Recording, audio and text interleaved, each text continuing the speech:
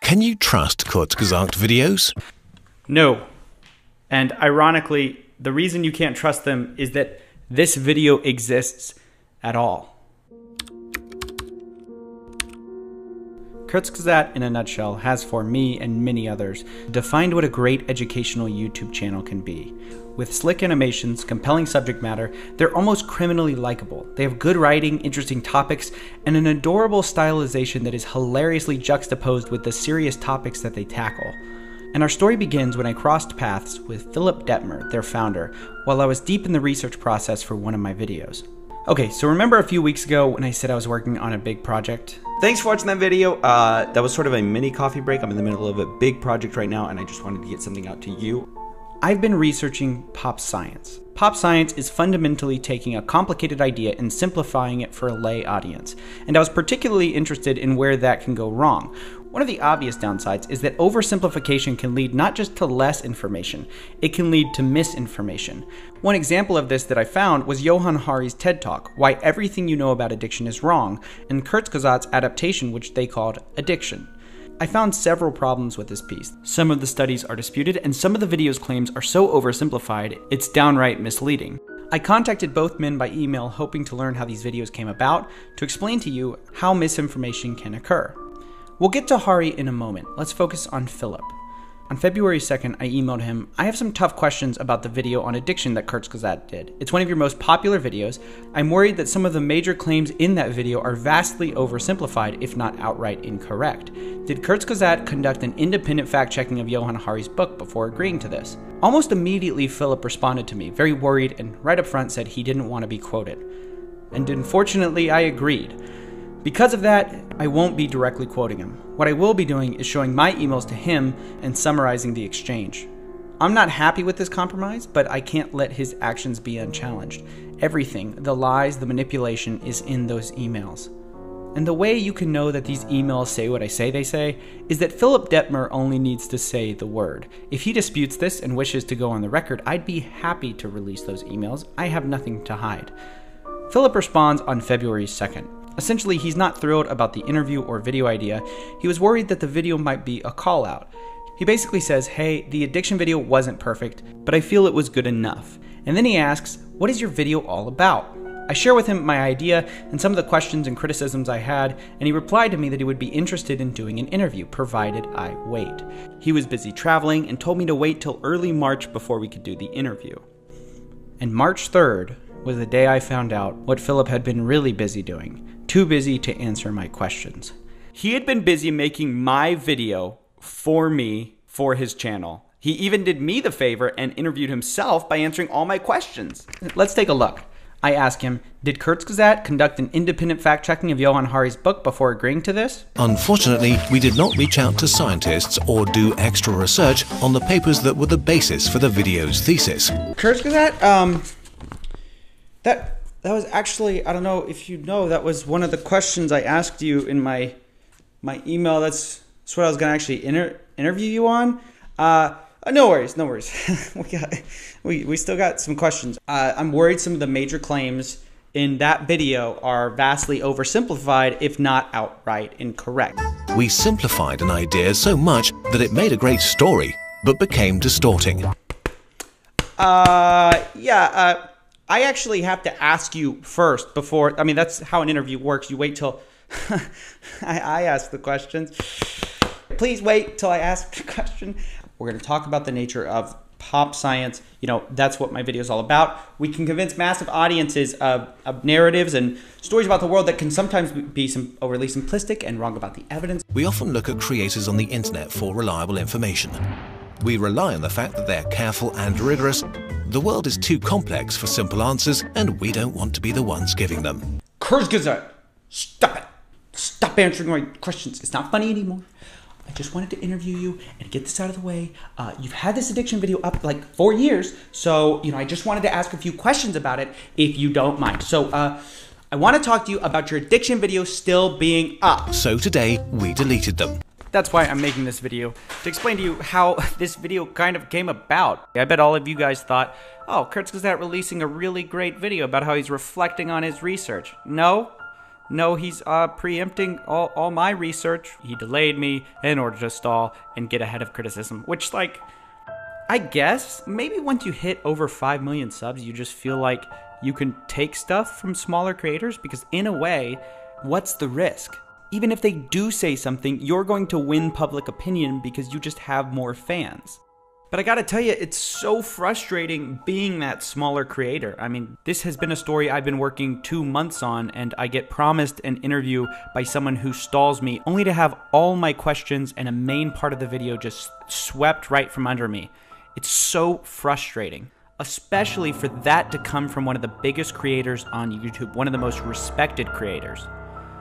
Now, you might be wondering, isn't it possible that he was already planning to release this video on March 3rd before I reached out? Maybe it was all a coincidence. Well, let's take a look at some more evidence. The one thing that works in favor of this coincidence theory is that he addressed 2 of his bad videos instead of just the one. But this would make sense whether he stole my video idea or already had a video in the works. If you know 2 past videos are wrong and you decide that based on someone asking too many questions, you're going to delete one of them and spin the story, it only makes sense to delete the other. So this is just evidence that kurzgesagt is smart. Besides this sliver of a silver lining, every other piece of evidence points against him. Firstly, he never once mentions to me that he had a video response in the works about the exact topic I was emailing him about. It'd be obvious to disclose that since it directly addresses not one, but several of the things I'm asking about. He could have said, hey, in 1 month, I've got the perfect video for you, so you don't have to waste a bunch of time waiting for an interview because I'm already going to address the topic. But there's an even bigger tell. In his emails with me, he seemed happy with the addiction video and didn't want to take it down. Essentially, he knew the video was incorrect, but he said he felt it was good enough to keep up anyways. Yet 1 month later, conveniently, he did take it down. Once he was sure of my intention to criticize it, he deletes it and acts like the whole time he just couldn't stomach the video staying up. And these 2 videos don't make us proud. So today, we deleted them. Also, he stalled my interview till March, and March 3rd is when he released his video. So by delaying me, he could be sure that his video would come out first. Additionally, kurzgesagt tweeted that this video was a surprise video. I wonder who he was trying to surprise. Now, any of these things alone might be explained away in some miraculous confluence of unfortunate misunderstandings, but together they clearly show something else. This video wasn't inspired by self-reflection on responsible research. It was inspired to cover their ass. And what's disgusting is how well this has worked out for them. Look at how celebrated they are for coming out so transparently.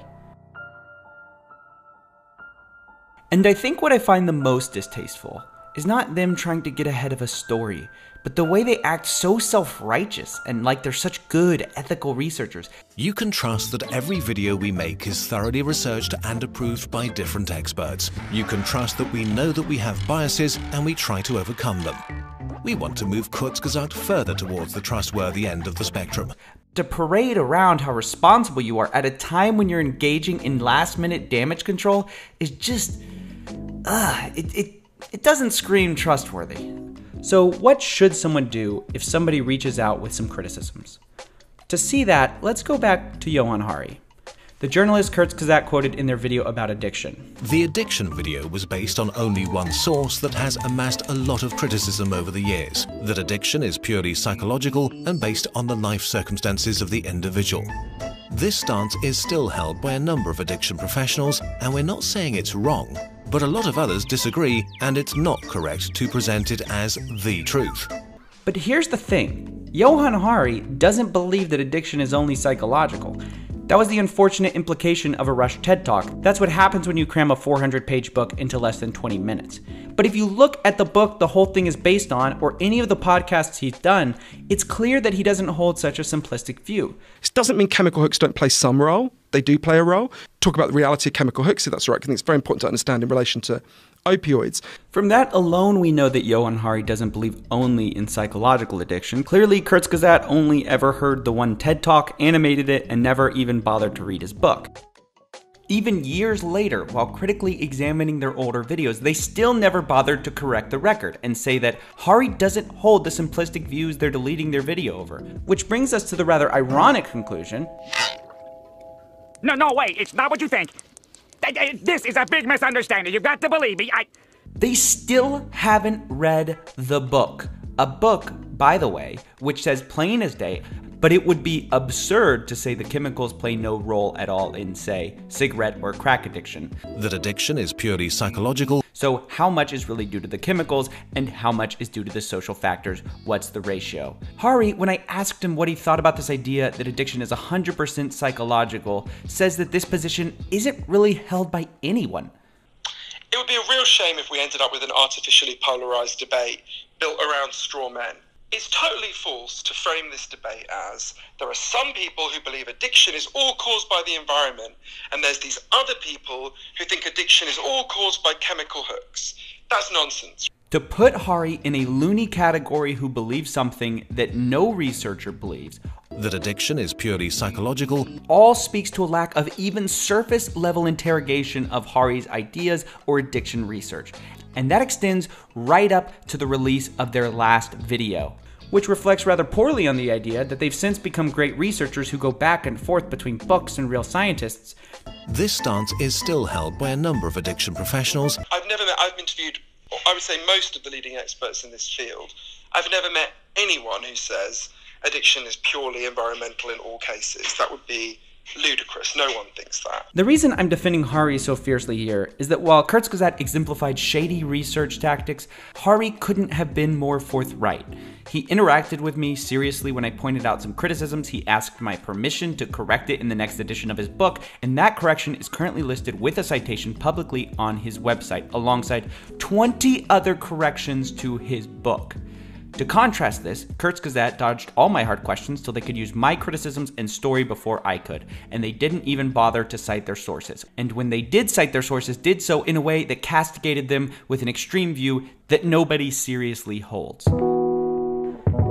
How to sum up this video. Philip, founder of Kurzgesagt, is meticulous with his brand image. He portrays the channel as squeaky clean, self-aware, socially conscious. But lift the curtain, and it's a much different picture when you find out why they decided to come clean. When you look at the way they treat smaller YouTubers, and when you consider the fact that they waited 4 years to pull down their videos, only doing so at the last possible second to avoid criticism, which makes parts of their video incredibly hypocritical. We want to move Kurzgesagt further towards the trustworthy end of the spectrum. Here guys, fix that for you. Okay, that's it. That is my part in this sordid affair. Now that you have the full context, it's time to answer the question. So, can you trust Kurzgesagt? I think you can trust Kurzgesagt to do what is good for his channel. I think he'll do whatever makes him look good.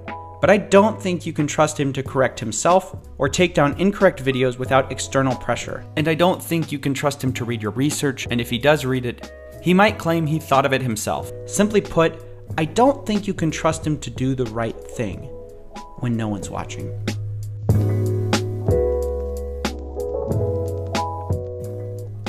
There will be no sponsor for this video. I did not do this for clout or success. I did it because I felt it was the right thing to do given what had happened. Given Kurzgesagt's incredible influence, this has been extremely risky for my professional career and future on YouTube. So please make sure people hear this story. I will be continuing to work on my pop science video, and I hope that when it is ready, despite part of it being spoiled, you will watch it anyways. Thank you.